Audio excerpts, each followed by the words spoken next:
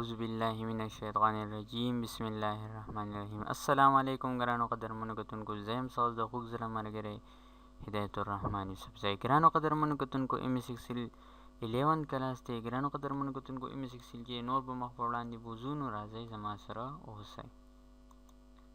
ګرانو قدرمنو کتونکو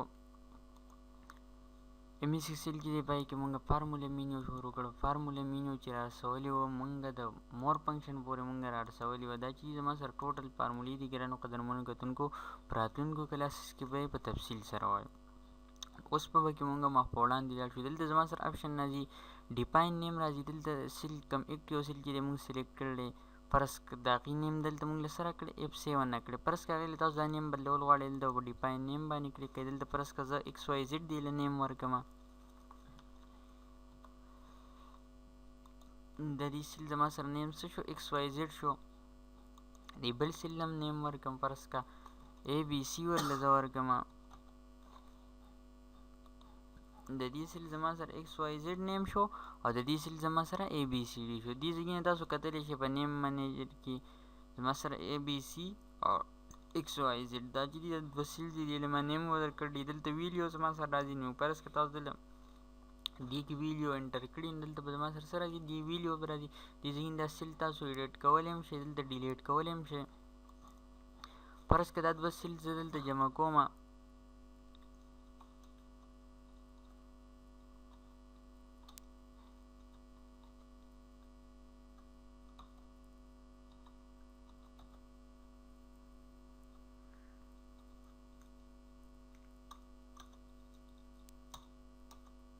د دې زما سره انسر سره اوس انسر یې 0 راوصولې.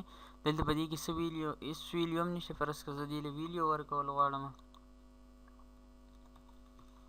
دلته زما سره د هغې انسر چې دی 88 زما سره راووت. نو ګرانو قدرمنو کتونکو دغه رنګ فرض که دویم اپشن چې پسې زما سره راځي، د دې ځای نه تاسو څه چل کولی شئ؟ سیل له خپل نیم ورکولی شئ. دې ځای نه په دې ځای کې تاسو بیا کتی شئ، د هغې منیجمنټ کتی شئ. دلته ویلیو مونږ اوس چې کومه ویلیو مونږ په سیل کې انټر کړو هغه ویلیو ما له دلته راکړی. دې ځای کې تاسو سیل ډیلیټ کولی هم شئ، ایډیټ کولی هم شئ.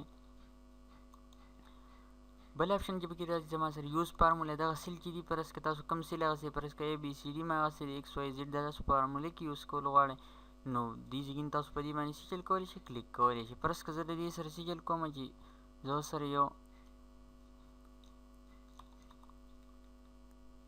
ویلیو زه سره پلس کومه، یعنې دا یې دوی دواړو سم راوباسمه. نو څه چل به وکړمه؟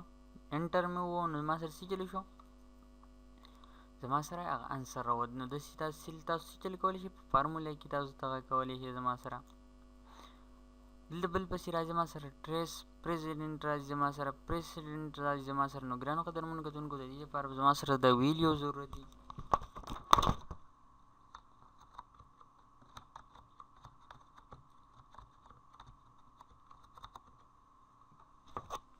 دا ویلیو چې دي ګرانو قدرمنو کتونکو فرض که د دې زه سم راوباسمه، ګرانو قدرمنو کتونکو زه وایم چې د دې کې ماته کم انسر راووت سو 3522.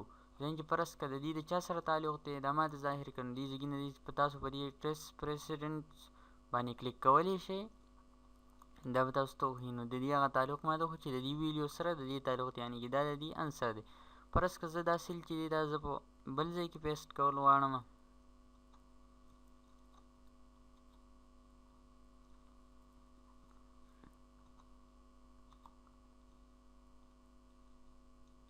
ساری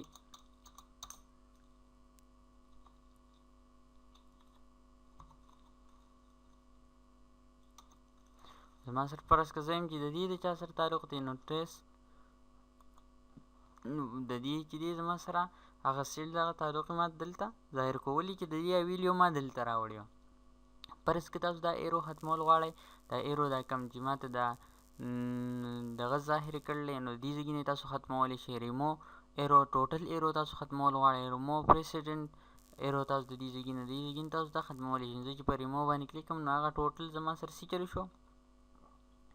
هغه ایرو زما سره ختم شو. دلته راځي زما سره شو فارموله، چې دلته په شو فارموله باندې زه وم نو دا ټوټلي فارمولې ما څه چل وکړو راویستو چې دا د څه شي نه راغلی دلته چې کوم انسر مونږ ته راغلی د ایکس واي زیډ او پلس ای بي سی سل نه راغلی او دلته د ایکس واي زیډ پلس 4 نه راغلی او دلته چې ټوټلي کومې فارمولې تاسو په دې شیټ کې اپلای کړي هغه به تاسو ته د دغې شو فارموله نه ښیي.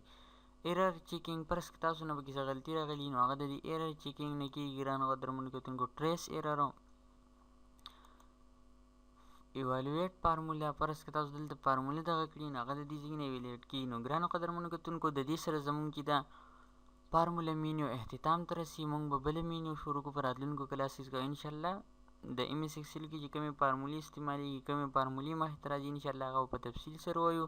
نو د راتلونکي کلاس پورې ستاسو نه اجازه غواړم. د الله په امان، د الله نګهبان.